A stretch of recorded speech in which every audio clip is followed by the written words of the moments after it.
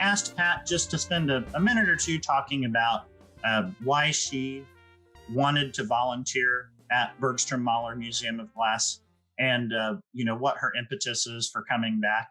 I remember hearing Pat say to me one time that if we had a separate room that she could just live in at Bergstrom-Mahler Museum of Glass, we could outfit her with maybe a bed and a shower and a little kitchenette, and she'd be perfectly happy just staying here all the time. So I'm really curious to hear, does that still hold true, Pat? Oh, absolutely. Absolutely. I have always been drawn to museums, and my interest was really increased when my late husband and I moved to Albuquerque in 1996. And I became involved with the Albuquerque Museum of Art and History. And I see Jessica Coyle is on this Zoom chat, and she is the reason I have gotten much more involved. So when we left Albuquerque, I looked for a museum that I could feel at home in and I could volunteer. I came from a cadre of 150 volunteers, and I walked into the Bergstrom-Mahler and I said, can I volunteer? Can you train me? And they went, sure, you start tomorrow. And I have been kindly educated by the people at Bergstrom. I knew nothing about glass, aside from knowing that the courthouse in Rhinelander has Tiffany glass in its dome. And now I know that the public museum in Oshkosh has Tiffany glass windows. Knew very little else. So this has been a joy for me. And yeah, I would live there. Well, and Pat, I think it's you do a fantastic job of giving tours in person. So I'm very excited to see how today's tour works out too. I know that, this is a new medium for a lot of folks. But Pat, I have no concerns that today you're gonna blow us out of the water with some of the pieces you selected. We rely here. Blow up when you're talking about that. Not good. We rely so much on our volunteers here at the museum, whether it's in a docent capacity or whether it's our fantastic shop volunteers. Some of our docents cross over in those regards.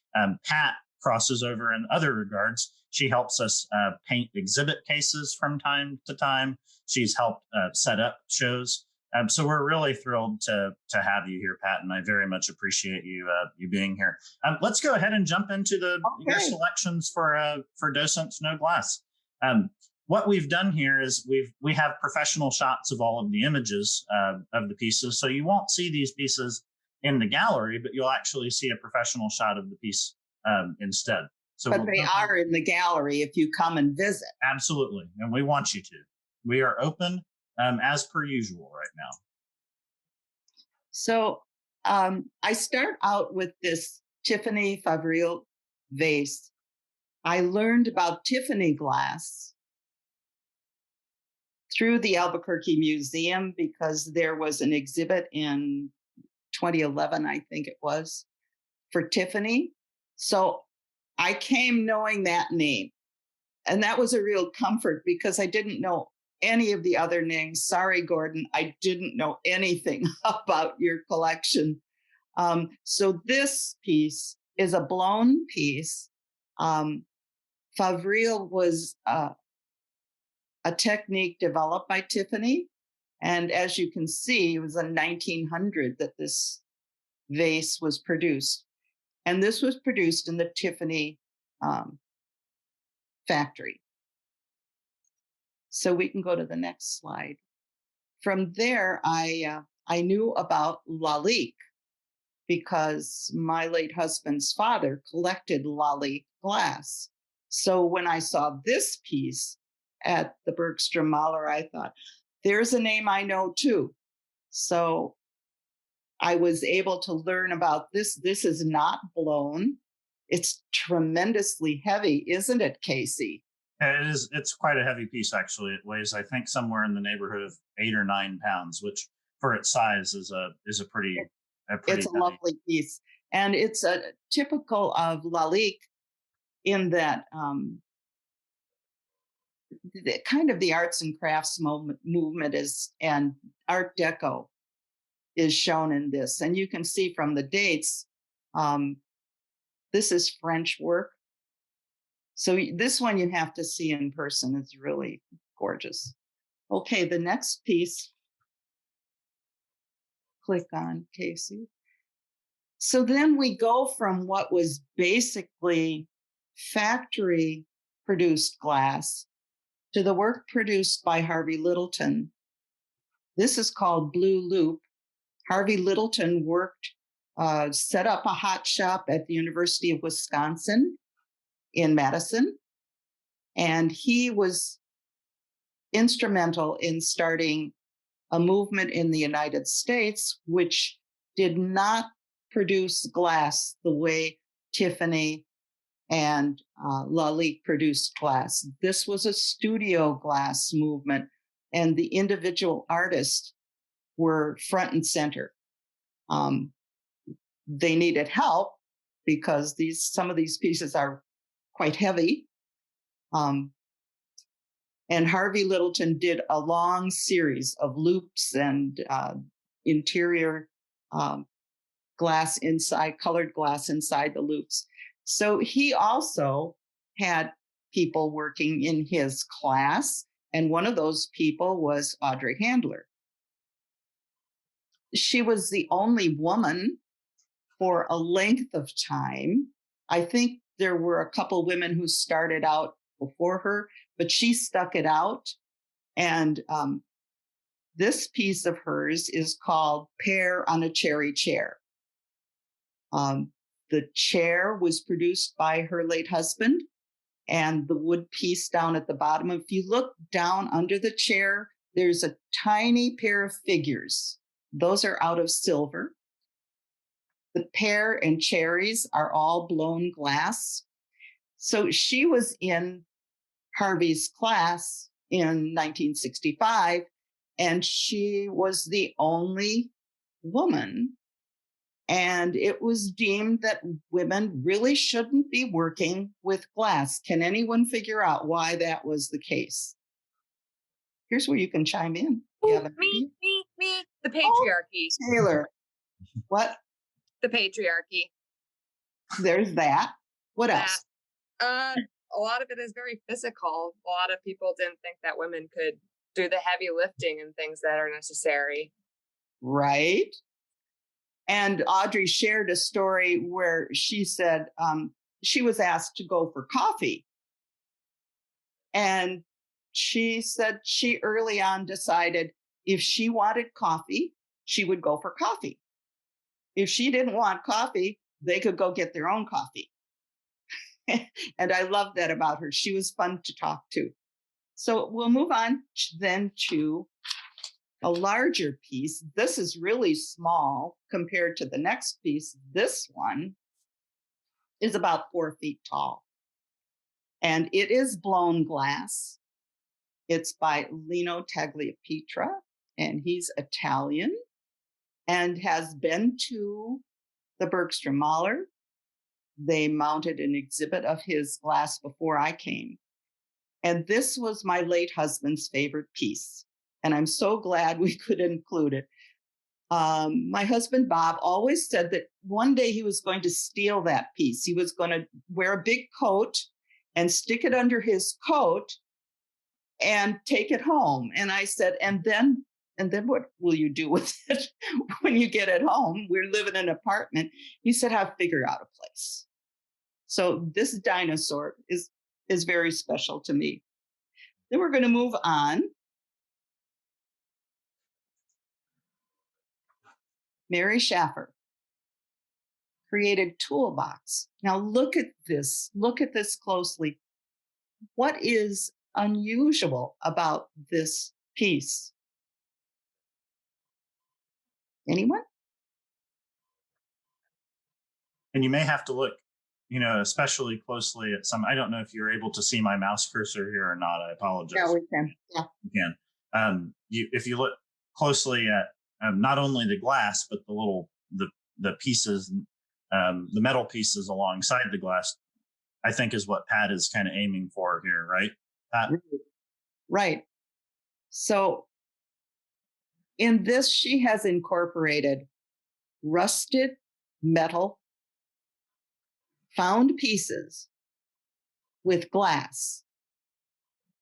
And some of it looks like the the metal piece has been squished into the glass. Some of it looks like she just took her fingers and laid the glass over and melted the glass. But the use of found objects, this is like a little cabinet of curiosities, another one of my passions. If you look closely on this one, you can see there are a few things that I'm able to identify just immediately.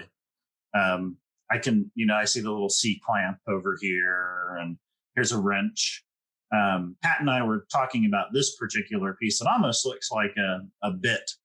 A horse bit. That would attach to like a bridle on a horse, right?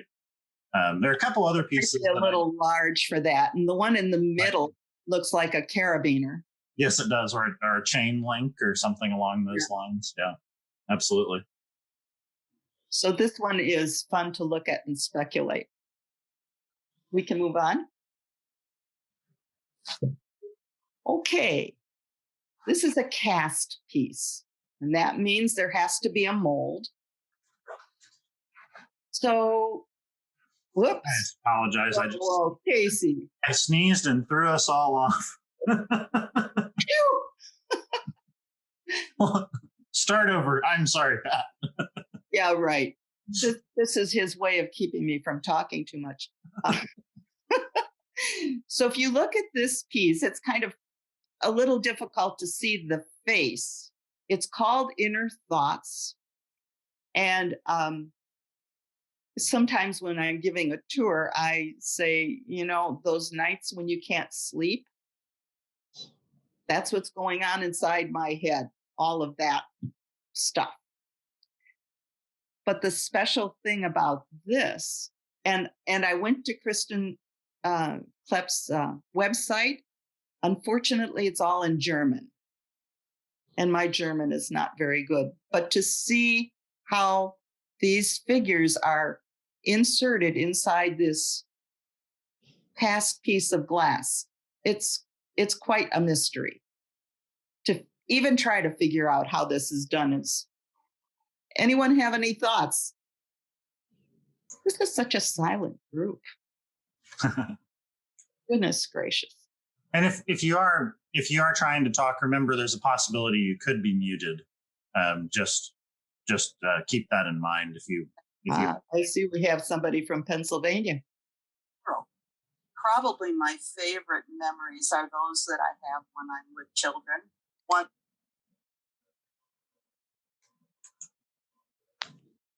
So some of these memories can be, I don't know. Anyway, we'll go on to the next piece. Janos.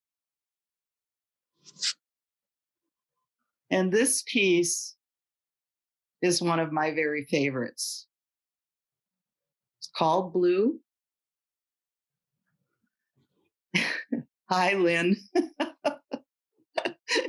From Frozen, Austin, Texas. So she would indeed be blue if she was in Austin, Texas right now. But this piece, if you look at it, you see it at different times and different days. Sometimes she looks sad, sometimes pensive. Sometimes she looks like she's just gone far, far away in her mind. And a piece like this can keep me coming back to a museum. But then, of course, somebody like Casey is going to put it in the vault. Look at him smile.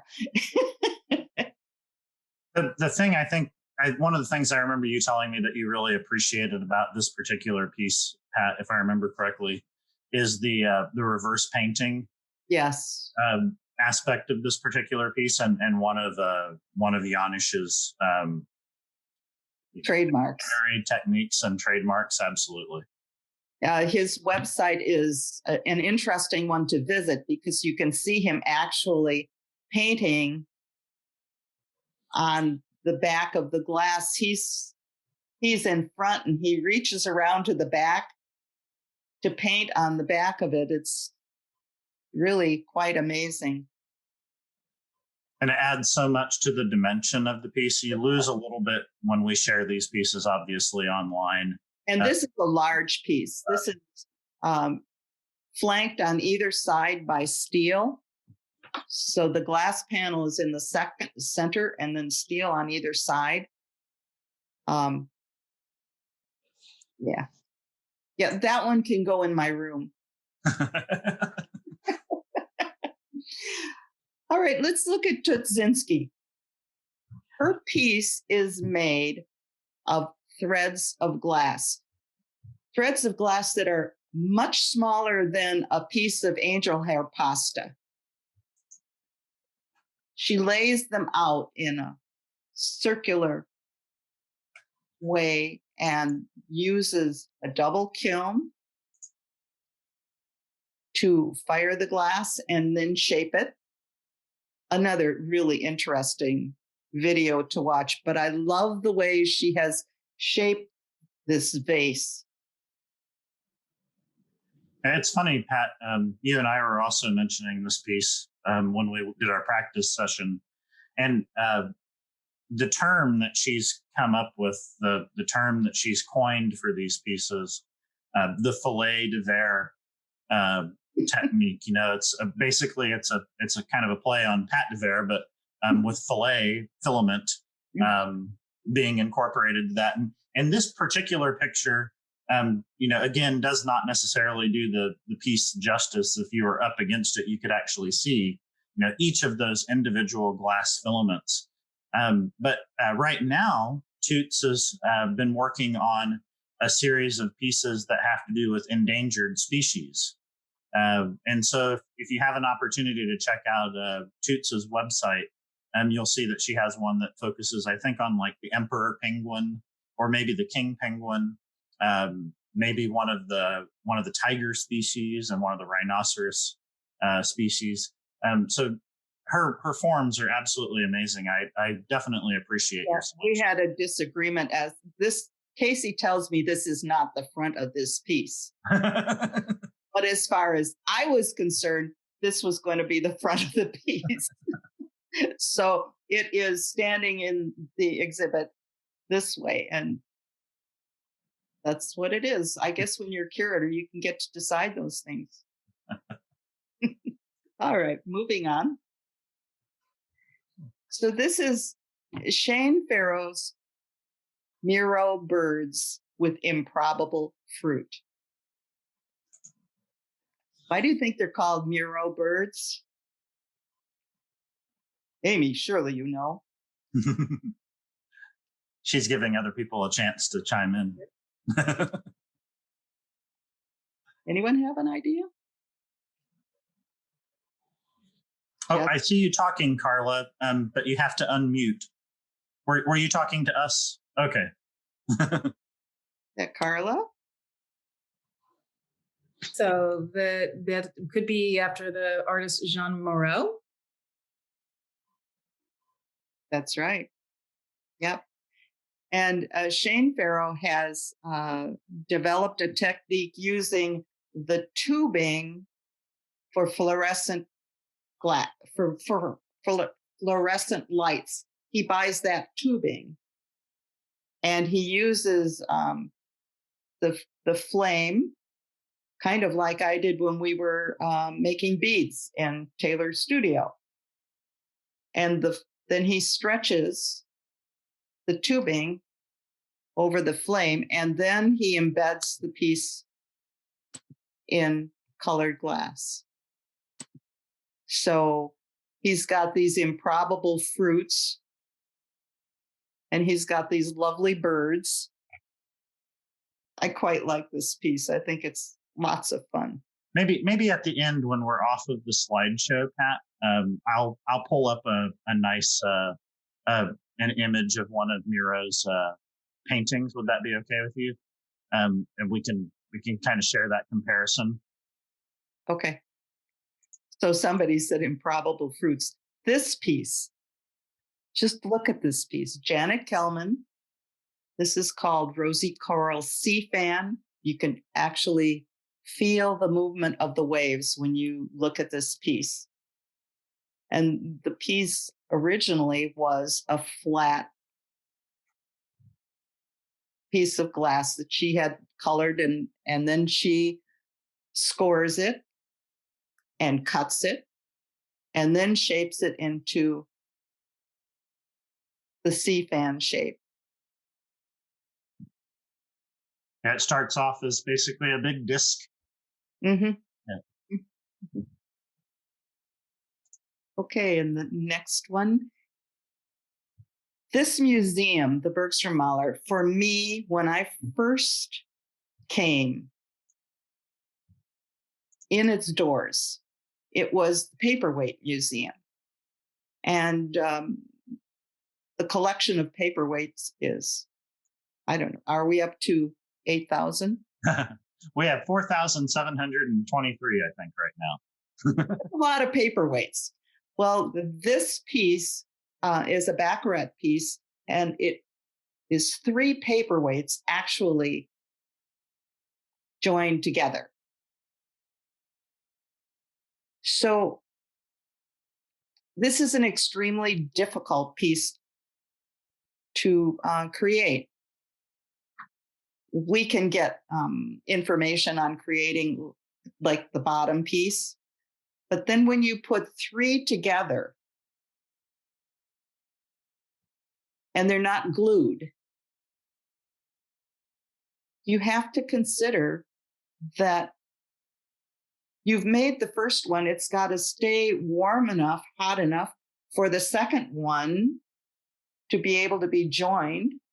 And then that has to stay hot enough for the third one. The chances for disaster are a high percentage. So this is really quite a rare piece. Do we have any other, Casey? Any other 3? We have a couple triple stack weights in the collection. This is the earliest example of one. And this particular piece is really quite fantastic because of the fact that it is an early example. And it was basically, I like to say it was probably an artist showing off their technical skill. That would do that? Like that. That's amazing. That an artist would show off their skills. Imagine that. Imagine that. But you can see paperweights are made, many of them are made with these, what they call canes. Do you see the little circles inside? And the canes can be designed so that they have animals.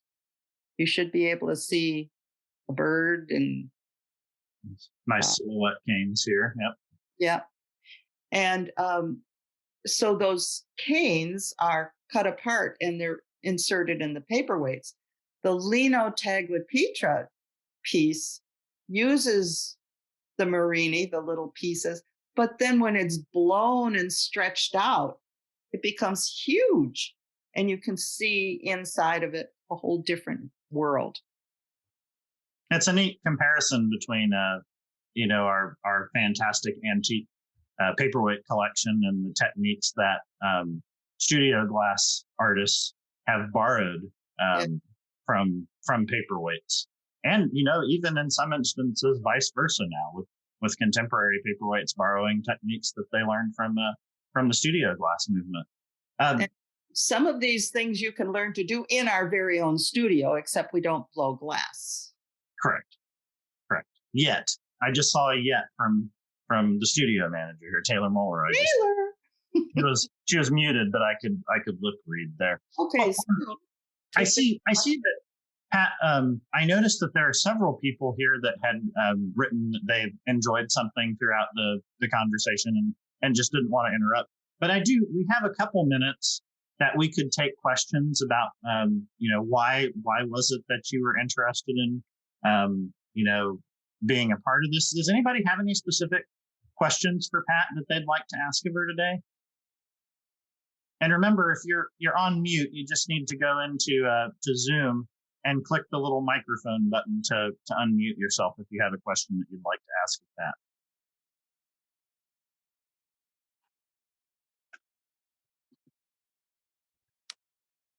I have a question. Hi, Lynn. Hi. You have docented, I mean, I've known you a long time. You have docented at quite a number of museums throughout your life. What's special about this particular museum? It's 10 minutes away from my house. That helps. It does help. I was welcomed so warmly, and I had such a good experience in Albuquerque with people like Jessica Coyle and Elizabeth Becker, that I needed to find a place that had that same kind of feeling. And I would encourage anybody who is least bit curious about being a docent to not come right in and tell the person at the desk, I want to be a docent, and they'll find somebody that can help you be a docent. I feel needed. You're dressed for Austin weather, aren't you? You poor thing. It's cold, yeah. Pat, I have a question. Not so much as related to the show, but more about being a docent. What is your favorite part about being a docent? That I get to talk and nobody else. Oh, I guess I have a passion for the things at the museum, and I really hope I can share that passion with somebody else. And maybe the person who comes on a tour will discover something they never knew existed and be able to appreciate that. You're good at that, Pat. Well, thank you, Taylor. I agree completely. And you know, I think that that's part of the reason that I appreciate your tours so much is that, you know, I see kids and adults' eyes light up when you're explaining how a piece was made, what the process is for a particular piece. You know, that's part of what we do here is we engage and excite people about, you know, the almost infinite number of possibilities of that glass can, you know, take in terms of art. And I think that you do a fantastic job of conveying. And I also like to emphasize the importance of knowing physics, chemistry. The sciences are tremendously involved in working with glass. And I can see a spark of interest from some of the kids on a tour, just trying to figure out how Ricky Bernstein actually puts his pieces together and the balance that's necessary. So that's another thing that is of interest to me. Does anybody else have any questions that they can think of for Pat before we wrap up? I recognize that we are at 11 o'clock and we do design these programs to be 30-minute programs just to make sure that we're respectful of other people's time. But if you think of another question, Gordon, do you have a question? I see that you just unmuted. Well, I have a comment about the Dino pieces. Was mentioned earlier, certainly blowing glass, particularly the very large pieces, is very physically demanding. For those that are not familiar with Dino, he is still actively blowing glass in his early 80s. Yeah, you're exactly right, Gordon. It's absolutely amazing. And when you say actively, I mean, he's doing this on a regular basis. It's not even like once every couple of weeks, which is absolutely amazing to me that he's able to do that. And I think some of that certainly speaks to the teamwork aspect. Yes. Of glass. Is different from when I went to the class on making beads. I could do that by myself. that's just a flame and the glass rod, and you just have to walk and chew gum at the same time. But it wasn't heavy to lift. And when we look at some of these really large studio glass pieces, like Gordon said, you have to recognize the teamwork that is necessary to get something like that to happen. Yep. And ultimately, at the end of the day, I think Lino does a fantastic job, specifically referring to Lino. He does a fantastic job. If you've ever watched a video of him making, he's always recognizing the assistants and making sure that they get the credit that he feels that they're due. I definitely appreciate that from Lino. And the other major contribution he made, other artists from Murano were very secretive and did not like to share their knowledge. Lino has been very, very important in bringing the knowledge of glass blowing to the United States and to other places. Yeah, you're exactly right. And I think that some of the Muranese artists don't necessarily appreciate that he's gone and shared some of these techniques for sure. But you're exactly right, Gordon. Lino has been instrumental. I'd hate to say anything less than that. In sharing some of a rather, what has been a rather secretive family business, if you will, for the last, 100 years, over 100 years. So yeah, absolutely. So when he first came here, he did not speak English. So it was difficult. He did not like the food, so he learned how to cook. And well, I also want to mention how much the museum appreciates the people who have donated pieces to the museum, the people who have loaned pieces, because if we didn't have that, we wouldn't have anything to talk about, would we, Casey? We could look at each other and just, be pretty lonely. You're exactly right, Pat. And I think that's a good opportunity for us to wrap here and just mention that, you're right on point. We are not only extremely grateful for those individuals who have given or loaned works or given us financial contributions to help support the museum, but we're also extremely grateful for artists who have helped support this fantastic institution through either in-kind gifts or whatnot. I also want to say just one more time that we're thrilled to be able to offer this kind of show to each of you right now. The museum is open. We're open Tuesday through Saturday from 10 to 4:30. So if you have an opportunity to come in any days of the week, Tuesday through Saturday, again 10 to 4:30, and then 1 to 4:30 on Sunday. We would love to have you come and visit Docents Know Glass and see all these fantastic pieces. And I have done some one-on-one tours because I do tend to pop in since you're only 10 minutes away. Yep. And Pat's been known to just be in the galleries, just wandering around. And if she is, you know what she looks like now. You'll just have to track her down and say, well, tell me a little bit more about this piece. We very much appreciate you, Pat. We very much appreciate all of the docents who. I appreciate everybody who came. Yeah, and thank you again for everyone for coming.